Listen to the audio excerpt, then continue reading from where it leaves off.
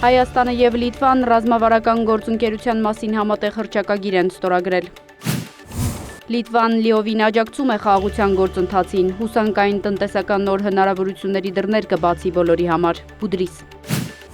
ՀԱՊԿ պաշտպանական դաշինք է, այն ոչ մեկի համար սպառնալիք չէ։ Մասադիկով։ Թրամփը հետաձգել է Իրանի վրա պլանավորված հարձակումը։ Իրանի արտգործնախարարությունը խաղաղության առաջարկ է ներկայացրել։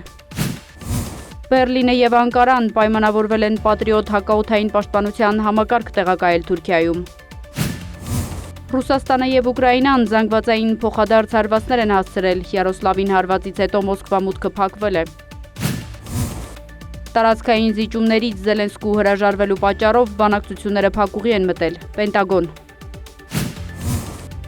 Անտառային հրդեհներ Կալիֆոռնիայում, տասնյակ հազարավոր բնակիչների տարհանման հրահանգ է տրվել։